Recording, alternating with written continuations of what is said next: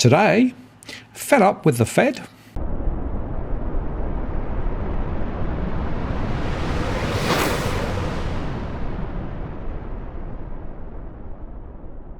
Hello again, it's Martin North from Digital Finance Analytics. What notice posts covering finance and property news with a distinctively Australian flavour. Well, we got the latest update from the Federal Reserve overnight, and they held the benchmark interest rate near zero and said the economy continues to progress despite concerns about the pandemic spread. Along with that, the committee said it unanimously approved the statement that the economy continues to, quote, strengthen. Despite the optimism about the economy, Chairman Jerome Powell said the Fed is nowhere near considering a rate hike. Fed officials held their benchmark interest rate at a 0 to 0.25% range, and Powell said we're clearly a ways away from liftoff. Fed forecasts published last month showed rates on hold through next year, and those quarterly projections will be updated yet again in September. Our approach here has been to be as transparent as we can, he said. We have not reached substantial further progress yet, he said. We see ourselves having some ground to cover to get there. Substantial further progress on inflation and employment is the benchmark the Fed has set before it will tighten policy. Inflation having run persistently below 2%, we will aim to achieve inflation moderately above 2% for some time so that inflation averages 2% over time and longer-term inflation expectations remain well anchored at 2%. We expect to maintain an accommodative stance of monetary policy until these employment and inflation outcomes are achieved. With regard to interest rates, we continue to expect that it will be appropriate to maintain the current 0 to 1/4% target range for the federal funds rate until labor market conditions have reached levels consistent with the committee's assessment of maximum employment, and inflation has risen to 2% and is on track to moderately exceed 2% for some time. Which would mean slowing and ultimately stopping monthly bond purchases and ultimately raising interest rates. And the statement notes that only progress has been made and the FOMC will continue to watch conditions to see how close they get to the Fed's goals. But they are moving closer to when they can start reducing massive support for the US economy, though who knows when that will be. The sectors most adversely affected by the pandemic have shown improvement, but have not fully recovered, the statement said. Consumer prices are rising at the fastest pace since 2008 as the economy reopens and Americans renew spending after a year of lockdown. At the same time, the spreading Delta variant has jolted investors who worry it could threaten the economic recovery. Employment has made significant strides in the past months, with the unemployment rate falling below 6% as more jobs are added and more workers rejoin the labour force. But the gains haven't been equal for all Americans. The black unemployment rate stood at 9.2% and the Hispanic rate at 7.4%. As long as COVID is running loose out there, as long as there is time and space for the development of new strains, no one is finally safe, Powell said. And interestingly, he made the point that at the moment, the jobs market is weird insofar that there are many openings for new jobs, but also a lot of people still unemployed. And he hypothesized that this might be because people needed to retrain to get those new jobs. Both consumers and markets expect higher prices in the next 5 years, according to recent surveys, but the FOMC has repeatedly again underscored that inflation has largely risen, reflecting transitory factors, and that risks to the economic outlook remain.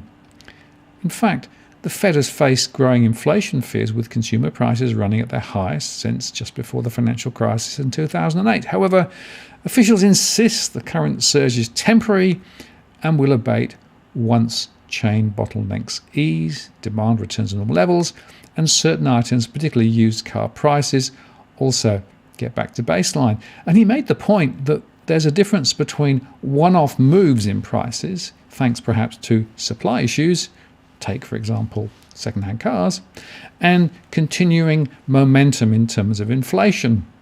So while inflation is running well above the Fed's 2% targets, officials have said that the price spikes are likely temporary and being driven by specific categories relating to the economic reopening. For example, used vehicles accounted for more than 1/3 of the gain in the June Consumer Price Index. Hotels, airfares and clothing also drove the 5.4% year-over-year jump, having dropped significantly the previous year.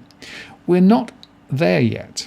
We are seeing ourselves as having some ground to cover just to get there, he told a press conference after the meeting. The concept of transitory is really this.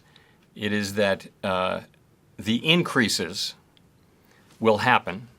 We're not saying they will reverse. That's not what transitory means. It means that the increases in prices will happen, so there will be inflation, but that the process of inflation will stop, so that there won't be further. When we think of inflation, we really think of inflation going up year upon year upon year upon year.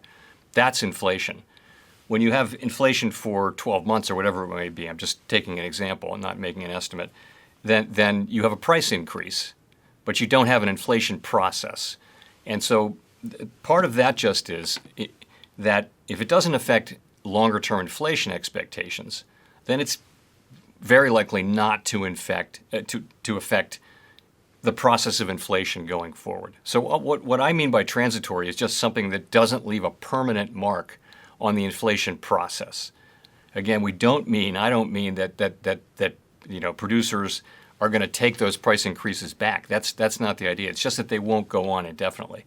So to the extent people are implementing price increases because raw materials are going up or labor costs or something's going up, the question really for inflation really is, does that mean they're going to go up the next year by the same amount? So you're going to be in a process where the inflation process gets going, and that happens because people's expectations about future inflation move up, and we don't think that's happening. There's no evidence that it's happening. All the evidence is that it's not happening, but nonetheless, we have to watch this very carefully because this is, we have two mandates: maximum employment and price stability. Price stability for us means inflation averaging 2% over time, and so we've got to be very careful about that. But I think it's a good point that it's a term. What it really means is temporary.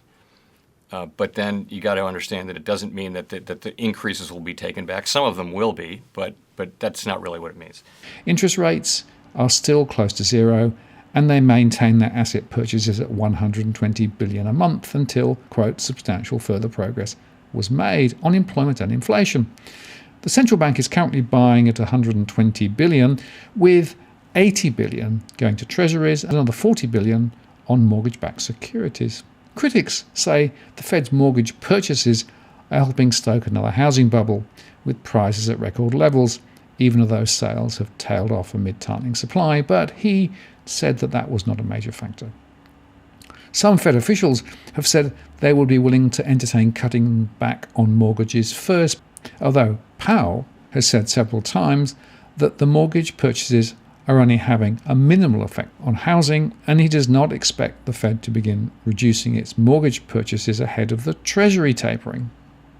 The economy has made progress towards those goals, and the committee will continue to assess progress in coming meetings, the Open Market Committee said in its policy statement, and that vote, of course, was unanimous. Powell said officials had taken a first deep dive during their two-day meeting on how to go about scaling back bond buying when the time came, but no decision on taper timing had been made. We're making progress. We expect further progress, and if things go well, we will reach that goal, he said. And in fact, the chairman tried to walk back that a bit in the press conference, making it seem more like it's of a continuous process rather than just a big discrete move, said Stephen Stanley, chief economist at Amherst Pierpoint Securities. Powell said officials had discussed the mechanics of scaling back bond buying when the time came, including the pace and composition of any changes, and promised plenty of advanced warning before any decision. Some officials said they would like to begin the taper sooner rather than later, citing financial stability concerns, including the steep rise in home prices, and they've also argued that the Fed should reduce its mortgage-backed security purchases at a faster pace than Treasuries because the housing market no longer needs central bank support. The introduction of will continue to assess progress in coming meetings suggests it's unlikely the committee will come to a clear conclusion until at least the fourth quarter, consistent with the view that an actual reduction will not happen until early 2022. There's really little to support tapering MBS earlier than Treasuries, Powell said, although he added that the ideal of scaling back MBS at a faster clip than Treasuries was attractive to some officials, and the issue would continue to be discussed. The chair also said he thought Treasury and MBS purchases affect financial conditions in very similar ways. The Fed is starting the clock on tapering. It's not even happening now or even in September, but we do expect the pace of asset buying to slow down late this year or early next year, said Neil Dutter, head of US economics at Renaissance Macro Research. Now, stocks shaved some losses during Powell's remarks, with the Dow negative but the S&P 500 and Nasdaq in the green, and the 10-year Treasury yield initially advanced as investors digested the somewhat hawkish tone of the statement, but then declined as he spoke. Powell noted the rising threat that the pandemic is posing, but said he does not see it having a major economic impact. Of course, it will have significant health consequences for many, and we need to keep that in mind before we mention and move to the economic questions. This is rising cases in a number of parts of the country, and some forecasts are for them to rise quite significantly. We'll see. What we've seen, though, is with successive waves of COVID over the past year and some months now, there has tended to be less in the way of economic implications from each wave, and we will see whether that is the case with the Delta variety. But it's certainly not an unreasonable expectation. So it certainly is plausible that people would pull back from some activities because of the risk of infection, dining out, traveling. Some schools might not reopen. We may see economic effects from some of that, or it might weigh on the return to the labor market. Some people might choose. Again, we don't have a strong sense of how that might work out, so we'll just be monitoring it carefully. We kind of learnt to live with it, he said later. And in a separate and I think significant move, the Fed said it would establish 2 standing repo facilities, one for domestic markets and the other for foreign and international authorities. The facilities allow institutions to exchange high-quality collateral, primarily treasuries, in the case of the domestic offering, for reserves. So on the standing repo facility, what is it going to do? So it really is a backstop. So it's set at 25 basis points, so out of the money, and it's there to help address pressures in money markets that could impede the effective implementation of monetary policy. So really, it's to support the functioning of monetary policy and its effectiveness. That's the purpose of it, and it's set up with that purpose in mind. Your question on the RRP. So we think it's doing what it's supposed to do, what we expect of it to do, which is to help provide a floor for money market rates and help ensure that the federal funds rate stays within the target range. It's essentially what's happening is that it just results in a lower aggregate amount of Federal Reserve liabilities that are in banks in the form of reserves and a higher amount of Federal Reserve liabilities in money market funds in the form of overnight RRP balances. So that's all that's really happening there. And we expect it to be high for some time. It's being driven, of course, by the relatively lower quantity of Treasury bills and also the onset of the debt ceiling and the decline in the TGA, things like that. So we don't have a problem with what it's doing. It's kind of doing the job we expected. And you don't see any issues with like disaggregating, markets from, investing in private money market securities, like the idea that the Fed's footprint in money markets is getting too big. You don't see any issues there? Not really, not at this point. Private money market funds are choosing to invest because the rates are attractive. At some point, the rates will not be so attractive as the whole rate cluster normalizes, and you'll see it shrink back down.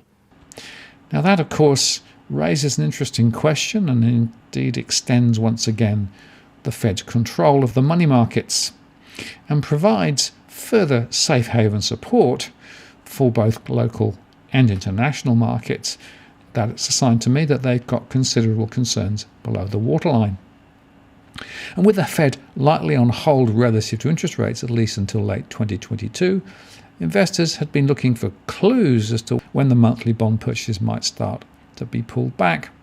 On the broader economy, the Fed has kept its foot on the accelerator despite some of the fastest post-World War II growth the US has ever seen. Second quarter GDP numbers, of course, will be out on Thursday, with the Dow Jones estimating an 8.4% annualized growth rate for the April to June period. That would be the fastest pace since early 1983, excluding, of course, last year's outsized quarter 3 growth as the economy reopened from the pandemic shutdown. And heading into this week's meeting, markets were pricing in zero chance of any rate increase this year. However, the likelihood of a 2022 hike rose from 54.4% before the meeting to 62.2% afterwards, with futures fully pricing in the first hike by March 2023. And of course, the July meeting comes a month ahead of the Kansas City Fed's annual policy retreat at Jackson Hole. Fed chairs, including Powell, have sometimes used the venue to signal policy shifts, and he did confirm that he'd speak at the August 26th to 28th conference, but gave nothing away as to what he might talk about. And the next gathering of the FOMC is in September, the 21st to the 22nd. Meantime, economists say the increased spread of the Delta variant, which is now the dominant strain of coronavirus in the US, may weigh on growth in the second half of this year. Variants have surpassed inflation as the biggest risk to market stability, according to Deutsche Bank's monthly survey of market participants. Powell is unfazed by the Delta variant and upbeat on the labour market, said Diane Swank, chief economist at Grant Thornton.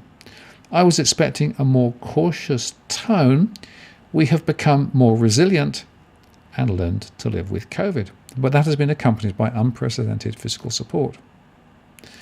And of course, the Federal Reserve is committed to using its full range of tools to support the US economy in this challenging time, thereby promoting its maximum employment and price stability goals. That's direct from their statement. But I have to say, standing back, this was a bit of a non-event. I could have pretty much written this post a couple of weeks ago. Essentially, they're not doing much. They're talking about doing a bit later, and they're basically muddling around. I do think, though, that those repo facilities were significant, and that to me spotlights something which we should be watching very closely, which is that the money markets are not necessarily functioning that well. We know, for example, that the reverse repos are continuing to rise, and Fed Chair Powell said that was likely to continue for some long time, but he wasn't worried about it. Well, he would say that, wouldn't he? So at the end of this rather long and rambling presentation from the Fed, which turned probably into a long and rambling presentation from me because of it, we are now really further forward. So I'm a bit fed up with the Fed. I'm not sure they're clear on where they're heading. And just talking about tapering isn't necessarily that helpful. I'm Martin North from Digital Finance Analytics. Many thanks for watching, and I'll see you again next time.